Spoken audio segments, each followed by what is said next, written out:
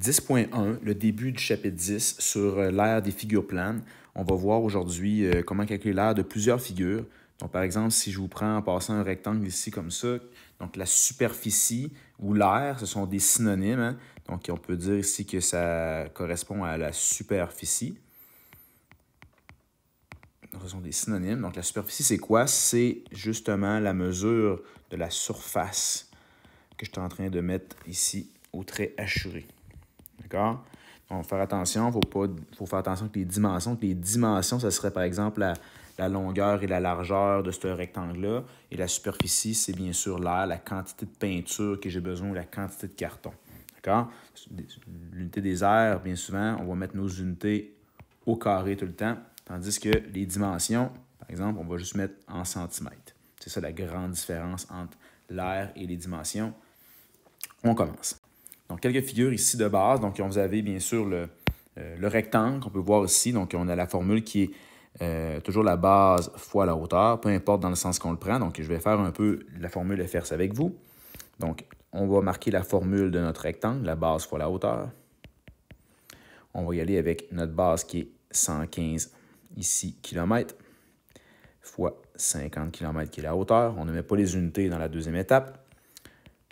On calcule le tout et ça donne 5750 ici km carré. Je ne peux pas les unités et j'encadre ma réponse.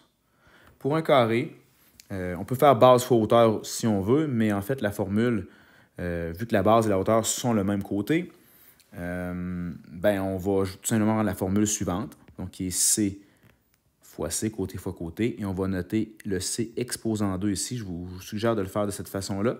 Vous allez voir pourquoi plus tard. C'est plus facile quand on fait les opérations inverses dans un carré. Donc, je remplace par 21 ici au carré. Et l'air va me donner 441 décamètres carrés ici. Encore une belle formule. Remplace calcul, donc une démarche structurée. Hein, qu'on voit ici, j'aligne mes signes d'égalité hein, partout. Mes unités sont au carré, très important, et j'ai encadré mes réponses pour le tout. Donc ça mérite une bonne note pour la structure de démarche. Donc on continue le parallélogramme, c'est la même chose en passant qu'un rectangle. Il faut juste voir en passant que le petit triangle ici, je peux aller le reconduire ici, là, fait que ça fait justement là, le même concept de base fois la hauteur pour le rectangle. Pour le parallélogramme et le rectangle. Donc, je peux bien le faire, mais c'est idem à l'autre. C'est la même démarche. La partie ici, en passant, faire attention, des fois, le monde se mélange entre le côté ici. Donc, la hauteur est vraiment perpendiculaire. Il faut vraiment prendre justement la hauteur qui est ici, le segment ici, et ne pas prendre le côté du parallélogramme ici. Le triangle, donc une formule d'air qu'on va diviser par 2. Donc, voici la formule. Donc, c'est la base de mon triangle fois sa hauteur relative, divisé par 2. Quand je parle d'hauteur relative, c'est toujours la hauteur qui est perpendiculaire à la base que je connais. Donc, par exemple, si ici, je connais ma base, mais la hauteur que je dois prendre, c'est celle-ci. Hein, il y a plusieurs hauteurs différentes. J'aurais pu te donner la mesure de la base ici, si je tourne mon triangle de bord, là, puis prendre la hauteur qui serait environ ici comme ça. Il faut que je prenne les bases là, et les hauteurs qui sont associées l'une avec l'autre. Donc, j'y vais ici comme ça. 6 fois 8 divisé par 2. Ce qui va me faire 24 cm² ici pour l'aire de mon triangle. Ne pas oublier de diviser par 2, très important. Le losange, une forme qui ressemble au carré, donc 4 côtés congrus, mais pas d'angle droit ici. Voici qu'on va faire pour trouver son aire. L'aire, c'est directement la grande diagonale, qui est ici ou là, dépendamment comment qu'on est situé, comment que le losange est associé là, et montré, fois la petite diagonale, donc c'est la deuxième dimension qu'on obtient, et le tout divisé par 2. Donc, si je regarde dans l'exemple que j'ai directement ici à ma droite, donc la grande diagonale, ça va être 45. La petite, ça va être 22. Et le tout divisé par 2. Donc, 45 fois 22 divisé par 2. Ça me donne ici 495. Le tout est en centimètres carrés.